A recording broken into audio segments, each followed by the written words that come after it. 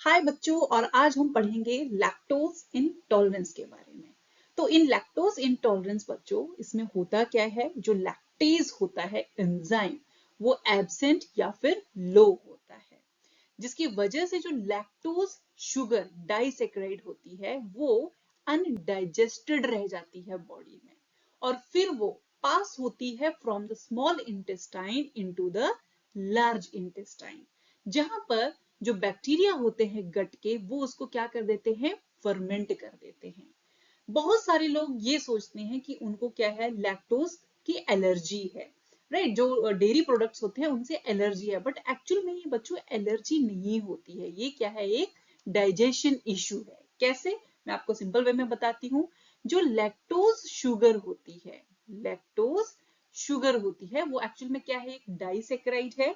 तो जब हम इसको क्या करते हैं, थ्रू द मिल्क इनटेक करते हैं, तो ये एक्चुअल में स्मॉल इंटेस्टाइन में ब्रेक होती है। क्या होती है, ब्रेक, या फिर सिंपल वे में बोले तो इसकी क्या होती है, डाइजेशन होती है, और ये बनाती है ग्लूकोज प्लस गलैक्टोज। क्या रिलीज करती है ये, ग्लूकोज एंड गलैक्टोज। जब ये ऐसा होता है बच्चों, तो ये शुगर जो होती है स्मॉल इंटेस्टाइन के थ्रू क्या हो जाती है, एब्जॉर्ब कर ली जाती है एंड देन फर्दर यूज कर ली जाती है। अब प्रॉब्लम कहां पर आती है बच्चों, जब लैक्टोज की डाइजेशन नहीं होती है। वो किसकी वजह से नहीं होती है, क्योंकि वहां पर एक एंजाइम या तो नहीं होता है, या फिर एंजाइम प्रॉपरली लो लेवल्स में होता है। जैसे कि लैक्टेज, लैक्टेज एंजाइम को एक और नाम से भी जानते हैं, जिसे कहते हैं बीटा गैलेक्टोसाइडेज एंजाइम। सॉरी, यहां नहीं लिखना चाहिए था इसे, इसे मैं और अच्छे से बना के लिखती हूँ। इसको एक और नाम से भी जानते हैं, जिसे कहते हैं बीटा गैलेक्टोसाइडेज एंजाइम, राइट। और बीटा गैलेक्टोसाइडेज को ही लैक्टेज कहते हैं, और इसी की जब लेवल्स लो होते हैं या फिर ये एब्सेंट होता है, तो बच्चों ये डाइजेशन जो होती है लैक्टोज की लो हो जाती है।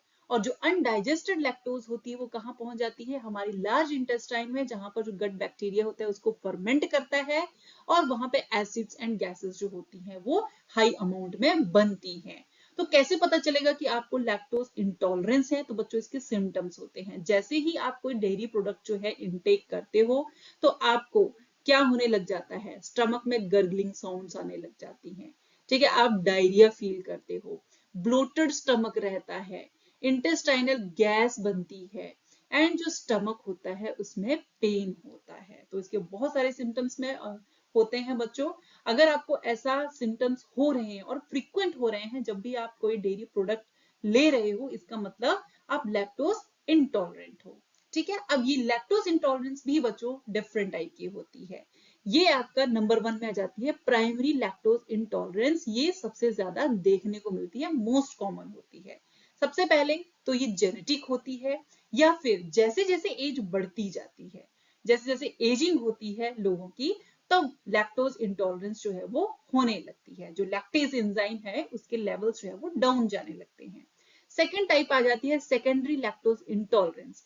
ये बच्चों, अगर आप गलती से इंटेस्टाइनल डिजीज हो जाए, कोई इंफेक्शन हो जाए, कोई इंजरी हो जाए, तब चांसेस होते हैं कि जो लैक्टेज के लेवल्स है वहां पर वो डाउन चले जाए, और जो मिल्क प्रोडक्ट्स हैं, जो लैक्टोज है, वहां पर वो डाइजेस्ट ना हो पाए।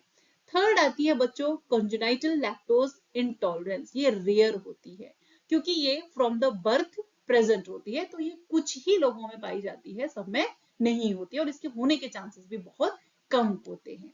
तो ये है बच्चों क्या, लैक्टोज इंटॉलरेंस। अब आप इससे कैसे बच सकते हो, अगर आपको डेयरी प्रोडक्ट्स जो हैं उनकी इनटेक करनी है, तो इसका बेस्ट सोल्यूशन यही है बच्चों कि आप लैक्टेज के सप्लीमेंट्स लें before intake of the food. मतलब खाना खाने से पहले आपको लैक्टेज के क्या लेने पड़ेंगे, लैक्टेज क्या है, एंजाइम है, इस एंजाइम के सप्लीमेंट लेने पड़ेंगे, सो दैट जो लैक्टोज है वो आपके स्मॉल इंटेस्टाइन में प्रॉपरली डाइजेस्ट हो सके, और वहां पर गैस का गुब्बारा ना बनाए, और आपको कोई भी स्टमक प्रॉब्लम ना हो, ठीक है।